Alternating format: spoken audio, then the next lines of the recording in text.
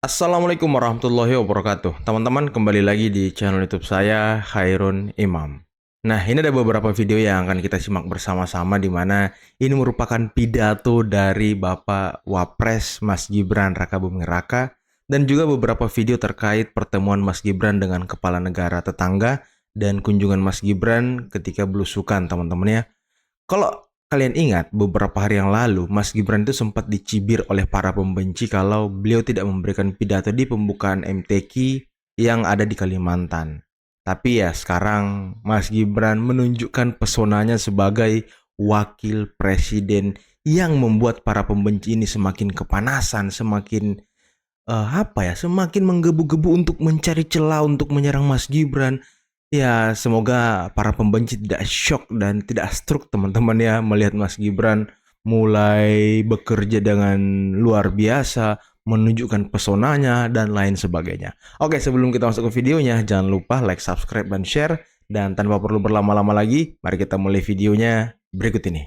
Tutup rakor pada sore hari ini, saya ingin mempertegas pentingnya sinergi antara pemerintah pusat dan pemerintah daerah. Bapak Ibu yang ada di depan saya ini adalah orang-orang terpilih untuk mengelola negara sebesar Indonesia. Ini kita perlu kerjasama tim. Kita harus kompak. Tidak ada lagi ego sektoral. Forkopimda harus kompak. Kepala-kepala daerah ini terutama harus kompak juga dengan kabupaten, kota-kota sekitarnya. Sekali lagi Bapak Ibu, saya garis bawahi, tidak ada visi lain selain visi Bapak Presiden Prabowo. Luar biasa Mas Gibran ya. Tidak ada program lain selain program Bapak Presiden Prabowo.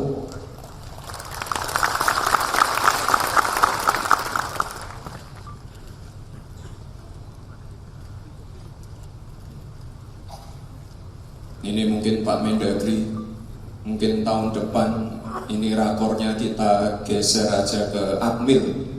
Akmil Magelang. Luar biasa. Geser ke Akmil ya kan.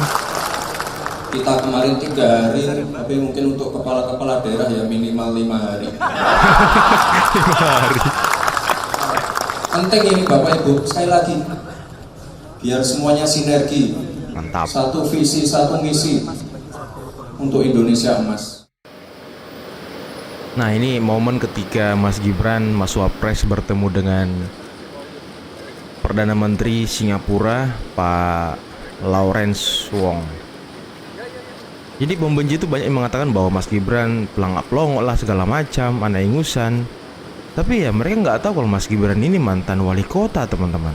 Paham terkait dengan birokrasi dan segala macam.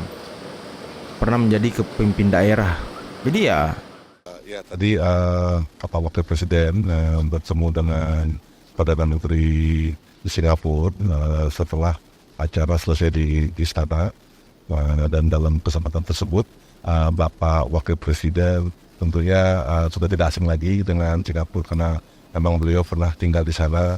Dia mengawali pembahasan, dia cerita pada saat beliau di sana. Isu yang menjadi yang diangkat oleh Bapak Presiden terutama terkait dengan hilirisasi. Beliau tekankan betapa pentingnya hilirisasi itu bagi Indonesia dan langkah-langkah yang akan dilakukan oleh Indonesia, dan harapkan agar Singapura dapat mendukung proses kebijakan hilirisasi Indonesia. Bapak Wakil Presiden juga menekankan apabila Indonesia berhasil, juga apabila ini meningkatkan kemakmuran ekonomi Indonesia, ini juga akan berdampak kepada kawasan dan juga Singapura. itu yang utamanya yang diangkat oleh Bapak Presiden, Wakil Presiden. Bapak Wakil Presiden juga tadi harus segera berangkat untuk mengambil ratas dengan Bapak Presiden dan Wakil dan Perdana Menteri Singapura juga melakukan konsolidasi di internal di sini untuk persiapan acara selanjutnya yang akan dilaksanakan di mungkin tadi tidak secara detail karena itu sudah dibahas oleh Bapak Presiden. Tadi yang ditekankan oleh Bapak Wakil Presiden adalah kait dengan hilirisasi dan betapa pentingnya hilirisasi. Tadi seperti saya sampaikan, itu juga cenderung lebih santai karena memang Bapak Wakil Presiden kan pernah juga tinggal di Singapura. Jadi itu juga ada dan setelah pertemuan juga bertemu dengan delegasi Singapura dan itu juga dibahas kembali beberapa pengalaman Bapak Wakil Presiden pada saat. Nah itu tadi kan pertemuannya juga dilakukan lebih banyak secara tete-a-tete ya. Jadi itu yang mungkin tentunya ada pembahasan seperti itu, tapi itu tidak detail disampaikan oleh Bapak Wakil Presiden. Terima kasih. Sebentar ini begitu ya Pak ya? Bisa ya, mungkin itu salah satu agenda utamanya, karena kan memang hubungan yang baik, hubungan personal yang terjalin di antara pimpinan negara itu sangat penting untuk menjaga dan meningkatkan hubungan diplomatik dan hubungan bilateral. Kalau soal ketahanan pangan kerjasamanya nanti sama Singapura akan lebih seperti apa Pak? Itu mungkin tadi kan sudah dibahas secara detail oleh Bapak di pertemuan dengan Bapak Presiden dan tim saat pertemuan bilateral. Mungkin itu aja teman-teman ya. Terima kasih ya. Yang ini biru Pak, ini A, E, D, B dan C ini renovasi. Jadi kalau seluruh lapangan area ini ada 8 hektar, yang kita kerjakan 2,3 hektar. Nah, 2,3 hektar ini kita sekarang fokus untuk 7 venue unggulan. Jadi salah satunya ada di sini ada E, ini panjat tebing Pak di sini. Kemudian di A ini ada kolam berenang sama gimnastik di sini. Oh, ini Mas Gibran ketika meninjau Youth Elite Sport Center teman-temannya, pusat olahraga yang dibangun oleh Menpora. Kemudian di C ini ada 3 lantai, masing-masing lantai ini ada ada angkat besi, angkat berat untuk taekwondo dan wushu, ya dan ya apa juga. Dan yang D ini adalah panahan. Nah, yang panjat tebing, Pak. Ini kan juga unggulan, Pak, yang speed ini.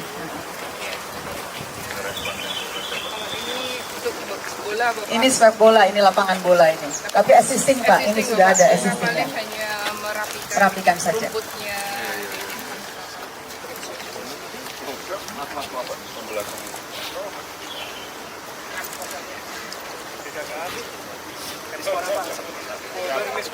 Ya, ini boulder, ini speed, ini lift. Ya. Nah, ini depan kita panahan Pak. Nah, sebelum kita lanjut teman-teman ya, jadi para pembenci itu memfitnah Mas Gibran kalau ketika beliau belusukan, meninjau proyek dan segala macam, mereka menganggap Mas Gibran itu mempersiapkan untuk menjadi presiden tahun 2029. Padahal, ya ini kalau saya menduga teman-teman, inilah pemerintahan Prabowo Gibran saling bagi tugas. Mas Gibran belusukan, tinjau proyek, Pak Prabowo mengurus birokrasi tingkat elit teman-teman. Mengurusi program-program unggulan beliau, konsepnya seperti apa. Dan nanti Mas Gibran yang meninjau, yang mengatur di lapangan. Ya, kalau saya menduga seperti itu pembagian tugasnya ya.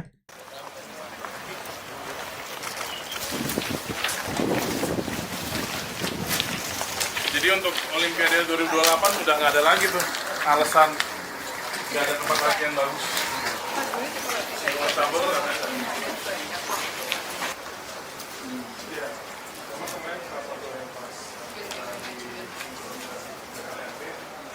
Oh ya, ini proyek dari Pak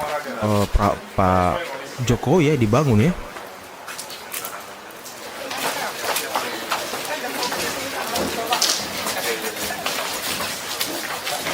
Topi Mas Gibran udah miring ya kan. Alhamdulillah kejuaraan di Jakarta. Iya. Alhamdulillah tuh kita dapat. Kalau di dunia tuh gimnastik top 5. Apalagi kalau untuk Olimpiade itu dia bulan November.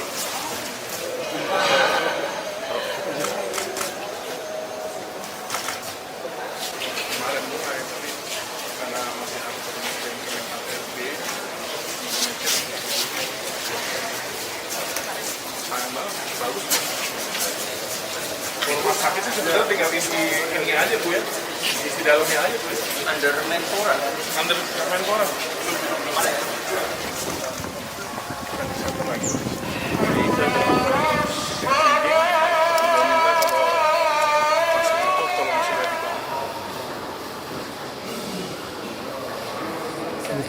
Pihak ketiga juga yang kali. Sudah ada rumah sakit olahraga juga guys, luar biasa.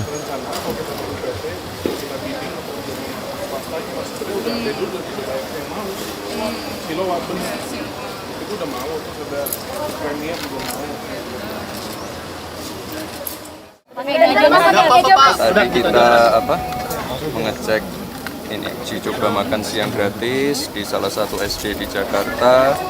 Lalu kita lihat progres LRT yang saya lihat tadi sudah sesuai timeline. Lalu ini kita ada di Youth Elite Training Center yang ada di Cibubur, yang insya Allah nanti akan selesai di akhir Desember. Sekali lagi ini adalah proyek yang sangat strategis karena sekali lagi ini penting sekali untuk nanti ke depan untuk peningkatan prestasi-prestasi atlet kita. Dan tadi saya lihat fasilitasnya sudah lengkap sekali ya Pak Menpora ya. Ada apa aja? Ada 9 cabang olahraga, ada gimnastik, weightlifting, ada buat bela diri, ada renang, panahan, badminton, panjat tebing. Panjat tebing ini yang paling penting ini. Jadi buat menghadapi Olimpiade 2028. Nah, jadi sudah tidak ada alasan lagi. Tidak ya, ada Pak alasan lagi nanti Menpora, tempat latihan kurang tempat layak. Latihannya cukup. Nanti kita tinggal genjot prestasinya aja sesuai standar internasional. Ya, Pak Menteri mungkin ini Pak Menteri.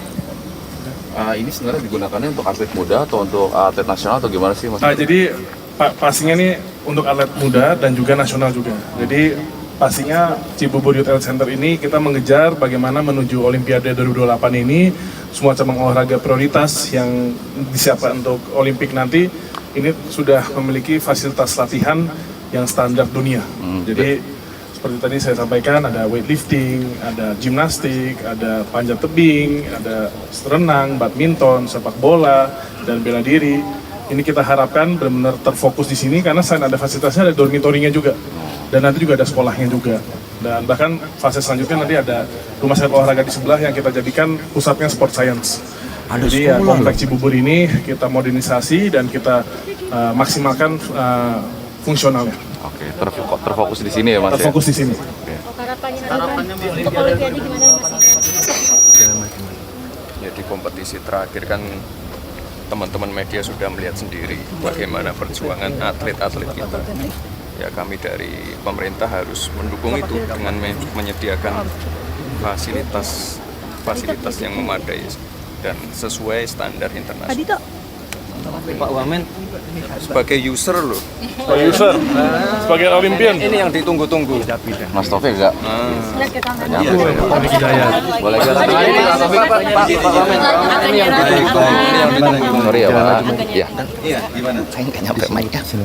Gimana nih? Ngelihat kayak gini Pak Taufik jangan sebagai Olimpian gitu. Iya, yang pasti saya alhamdulillah ya punya fasilitas meskipun ini masih dalam proses, tapi saya tambah yakin dengan Pak Menteri apalagi sekarang dengan Pak Wapres datang ke sini meninjau langsung. Tadi juga dari ada Ibu Wamen dari PU juga kita tambah genjot. Tadi harusnya 2 bulan, dengan kita datang semua sebulan mudah-mudahan jadi kemauan kita. Tapi terlepas dari itu kita harus tetap fokus atletnya.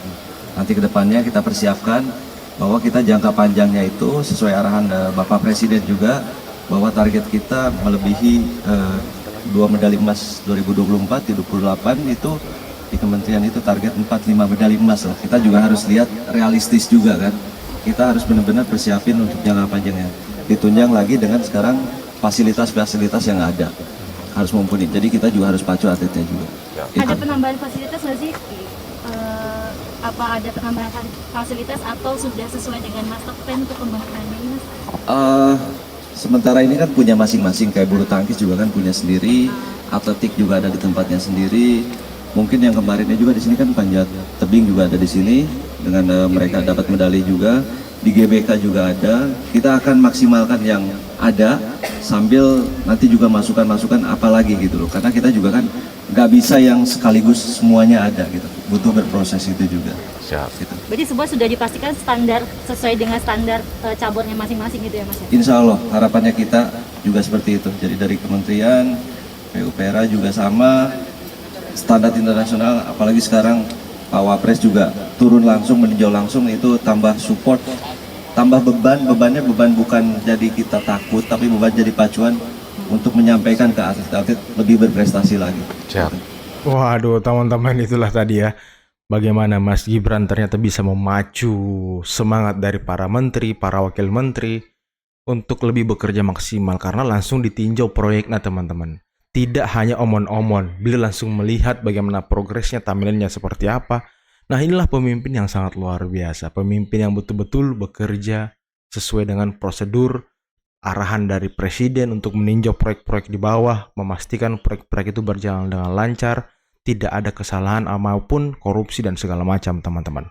Dan inilah pesona Mas Wapres kita. Oke teman-teman, mungkin cukup sekian dulu video kali ini. Jangan lupa like, subscribe, dan share videonya. Akhir kata, billahi taufiq wal hidayah. Wassalamualaikum warahmatullahi wabarakatuh. Bye-bye.